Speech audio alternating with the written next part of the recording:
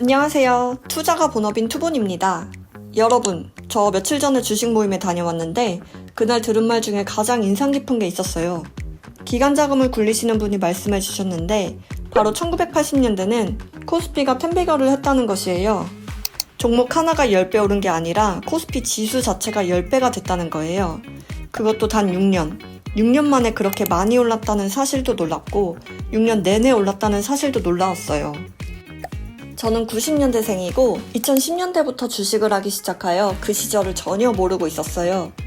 IMF 이전에는 한국 경제가 나쁘지 않았다는 말만 들었지 80년대 광기에 주식장이 있었는지 몰랐습니다. 오늘은 1980년대 코스피를 소개해드릴게요. 그리고 그 시절이 지금 2025년, 2026년과 얼마나 닮았는지 함께 비교해볼게요. 코스피는 1980년에 100포인트로 출발했습니다. 이 출발점이 좀 묘한 시기였어요. 바로 직전인 1979년 12월에 군사 반란이 있었고 1980년은 1년 내내 계엄 상태였던 아주 특이한 시기였거든요. 네, 영화 서울의 봄, 바로 그 시대입니다. 그리고 이 시절 금리를 들으면 다들 깜짝 놀랐을 텐데 1980년 1월 은행 정기예금 이자가 24%, 대출금리가 25% 이상이었어요. 지금 기준으로 상상도 안 되는 숫자죠. 이렇게 고유가, 고금리, 고물가를 이해하려면 1970년대에 5.1 파동이 있었다는 사실을 먼저 아셔야 합니다. 결국 70년대의 엄청난 불안이 80년대에 진정되면서 전 세계 경제가 좋아지기 시작한 것이죠. 81년, 82년, 83년 이 3년은 삼각수렴이었어요. 쉽게 말해 에너지를 꾹꾹 눌러 담으면서 응축하던 시기였죠. 그리고 84년부터 폭발합니다. 코스피는 최저점 93포인트에서 시작해서 1989년 4월에 최고점 1015포인트를 찍습니다. 그럼 80년대 코스피는 왜 이렇게까지 강했을까요? 핵심은 3저 호황입니다. 저금리, 저유가, 저달러. 여기에 88 서울올림픽이라는 전 세계적인 이벤트가 더해지면서 한국이라는 나라가 처음으로 세계의 주목을 받기 시작했어요. 주도 섹터는 금융, 건설, 무역이었습니다. 사상 첫 대폭 등장이었으니 증권사 실적은 말할 것도 없었죠. 자본시장이 개방되면서 외국인 자금이 밀려 들어왔고 증권주와 은행주가 폭등했습니다. 지금보다도 더 믿기 힘든 장세였어요. 자, 그럼 이 5년이 어떤 흐름으로 흘러갔는지 연도별로 한번 따라가 볼게요. 차트를 보면 1984년부터 정배열을 갖추면서 뭔가 스물스물 올라오기 시작하거든요. 그래서 84년부터 출발해 보겠습니다. 당시는 전두환 정권이었습니다. 1980년대엔 자본시장을 외국에 개방을 하게 됩니다. 이게 바로 자본 자유화였어요. 그 전까지는 주식을 사는 게 꽤 까다로웠고 외국인이 우리 기업에 투자하기도 어려웠거든요. 이 자본 자유화를 통해 외국인 자금이 한국 증시로 들어올 길이 조금씩 열리기 시작한 거죠. 지금은 어떤가요? 상법 개정이 진행되고 있죠. 주주 권리를 강화하고 쓰레기장이라고 불리던 국장의 이미지를 벗겨내는 역할을 하고 있습니다. 80년대와 닮은 구석이 있어요. 그리고 84년도에도 테마주가 유행이었는데요. 그때 시장을 지배한 건 북예멘 유전개발 테마였습니다. 북예멘 마리부 유전 개발에 한국 기업들이 참여한다고 해서 이른바 유전 4인방이 떠올랐죠. 현대종합상사, 사망기업, 선경, 그리고 유공. 이 4기업이 다 같이 크게 올랐고 이때 반짝 상승장은 코로나장이랑 좀 닮은 느낌이 들었어요.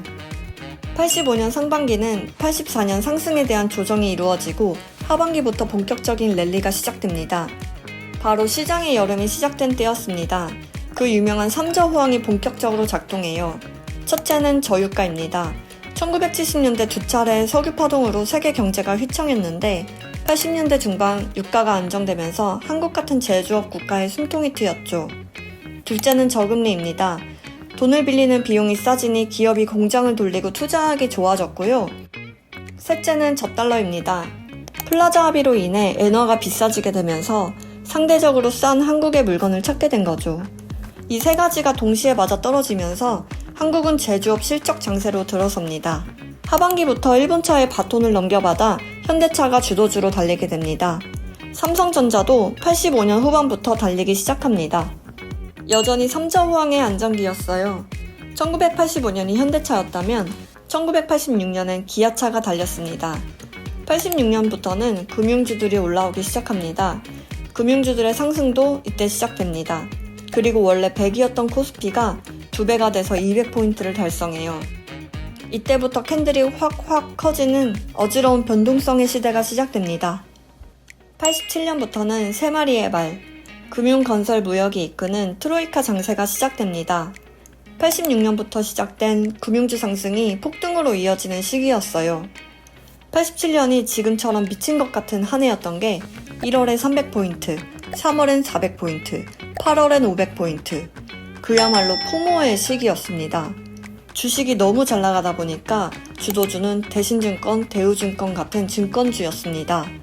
금광에서 곡괭이랑 청바지가 제일 잘 팔린 것처럼요. 증권사들이 돈을 쓸어 담던 시절이었죠. 사실 지금도 증권사 창구에서 일하시는 분들이 개인 연락도 못할 만큼 하루 종일 정신없이 바쁘다고 하시더라고요. 그리고 88 올림픽을 앞두면서 한국이 전 세계에 알려지고 무역이 활발해지고 건설 기업들도 뭔가 많이 짓느라 실적이 좋았어요.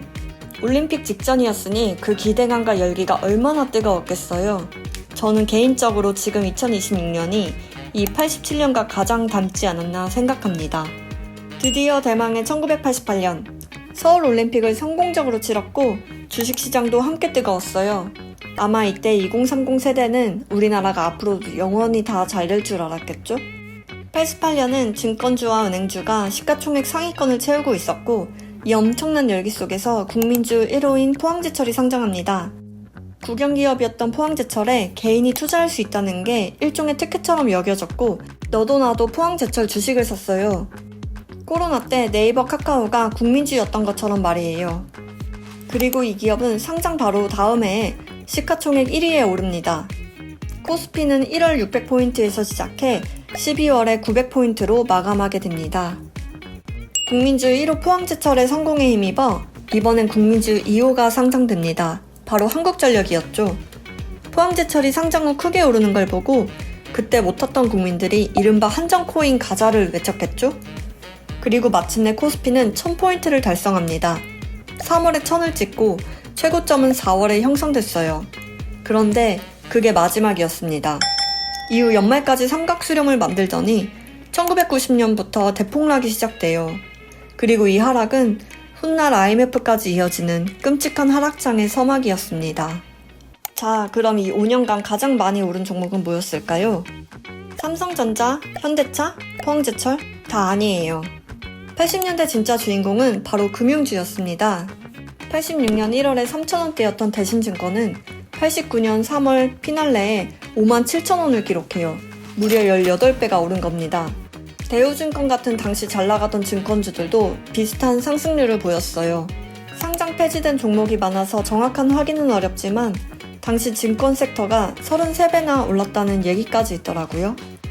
참고로 삼성전자도 86년 1월부터 장대 양봉으로 큰 상승을 시작해서 230원대에서 89년 9월에 1000원을 기록해요. 그런데 여기서 우리가 꼭 봐야 할 고점의 신호들이 있어요. 첫째, 80년대 후반에 유상증자가 계속됐고 거대 IPO가 줄줄이 이어졌어요. 1989년 고점 당시 시가총액 1위는 1988년에 막 상장한 포항제철이었어요. 온 국민의 몰빵주였던 거죠. 둘째, 80년대 상승장에만 개미 투자자가 20배 늘었고 셋째, 신용미수 대금이 폭증했습니다. 또 하나, 환율 얘기를 안 할 수가 없어요. 원화가 싸서 수출이 호황이었는데 원화 가치가 서서히 올라가면서 세계 무역시장에서 메리트를 잃기 시작해요. 달러 환율이 폭등 시작점인 85년엔 890원대였다가 주가가 고점이던 89년엔 660원대까지 떨어졌거든요. 저는 이 부분을 이렇게 봐요. 달러 환율이 계속 높아지고 있는 지금이 오히려 주가가 안전할 때라고요.